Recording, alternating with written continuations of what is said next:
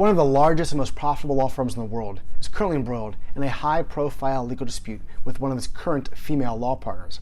In this video, I'll tell you how the aggressive public relations campaigns that both sides are employing here in this dispute is indicative of 5 trends I'm seeing in high-profile legal disputes today. Hi everyone, my name is Pollock. I am an attorney who helps other attorneys and their clients ethically, strategically, and proactively engage the court of public opinion. If you are aware of what's going on in the legal industry, you surely are aware of the legal dispute DLA Piper finds itself in with a current female law partner of its, Ms. Vanina Guerrero.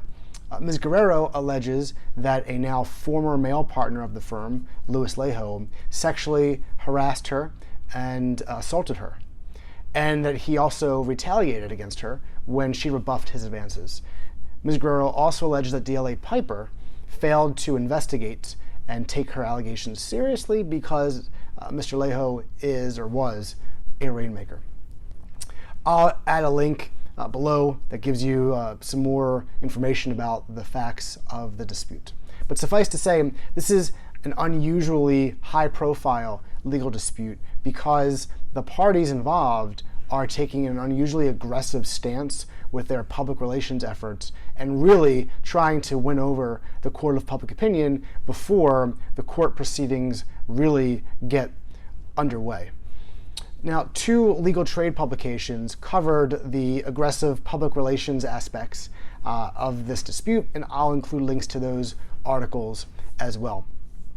But with this particular legal dispute, I am seeing in the tactics being used, the PR tactics being used, 5 trends that really have been coming out and are applicable to many different high-profile cases that we see in the media these days.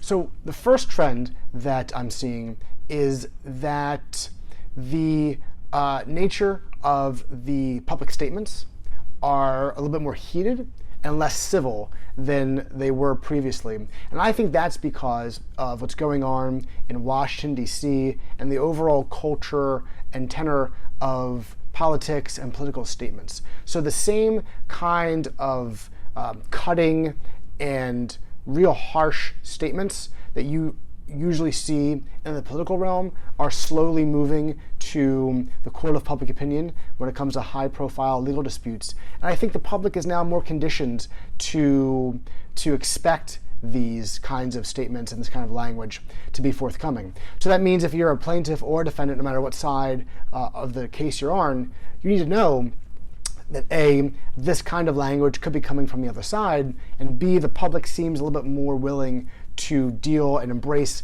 that language than they might have before. Second, I'm seeing defendants like DLA Piper here take a more aggressive approach and try to play offense. They want to try and wrestle away the narrative and the control of the news cycle from plaintiffs. So as a result, you see defendants like DLA Piper going on the offensive, and it's causing plaintiffs' attorneys and their clients to have to play defense, which is not something that most plaintiffs' attorneys and clients tend to play in the normal course of a litigation.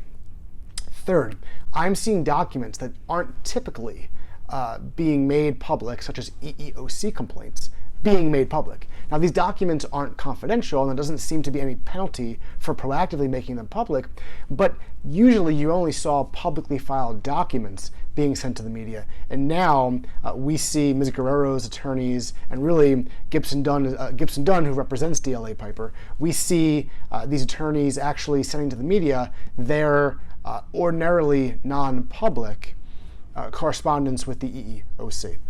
The fourth trend I'm seeing is the use of technology. Here, Ms. Guerrero's attorneys used medium.com, to post some open letters and generally address the media and the public more broadly and more directly. Usually when you go to address the public, you have to go through the media. But now with technology such as blogs, websites, social media, email newsletters, you can now address the public more directly and in a more unfiltered manner, because you don't have to worry about the press maybe or maybe not picking up your story, maybe or maybe not including your full quote. With technology, you can reach the public and influence the court of public opinion more directly and more broadly than you might have otherwise been able to do before these technology tools became so easy to use and so cheap, if not free. Finally, the fifth trend I'm seeing is specifically in the sexual harassment, assault kind of cases where there's some kind of sexual misconduct. I'm seeing more people who are accused of wrongdoing taking the initiative and going on the offensive and attacking the accuser, the credibility of the accuser, and other such attacks, which is different. When the Me Too movement came up and really was at its peak a few years ago, it was unthinkable that someone who was accused of doing something wrong, specifically of the sexual misconduct kind of wrong, would fight back and attempt to undermine the credibility of mostly his accuser. But recently we've seen more of a pushback, more defendants, as we're doing here with DLA and Louis Lehome, pushing back against the accused, making it clear that they're not going to just sit this one out and let the plaintiff control all of the narrative. They are going to attack the credibility of the accuser. These 5 trends I don't see going away anytime soon. I think as we have more high-profile legal disputes that embody these trends and employ tactics consistent with these trends, you'll see these trends more immersed and more built into the fabric of public relations campaigns around high-profile legal disputes. Here's why you should care about these trends. If you typically work in high-profile cases, you need to know about these trends to be able to employ them today, tomorrow, or next week, given what likely is your normal flow of cases and developments in those cases that could merit media attention. On the flip side, if you don't often have high-profile cases, it's important to understand these trends, because you need to understand that when you actually eventually do have a high-profile case, you could either be employing these trends or your adversary could be employing these trends, and you need to be cognizant of that in order to best represent your client and hopefully get as favorable as a result as possible. The DLA Piper Vanina Guerrero dispute is interesting and unique for a number of reasons, but what's striking to me is how aggressive the parties are with their public relations tactics, and these public relations tactics are indicative of the 5 trends I've just told you about. I hope that after viewing this video, you'll be more cognizant of these trends and hopefully be able to put them to use in your own high-profile cases.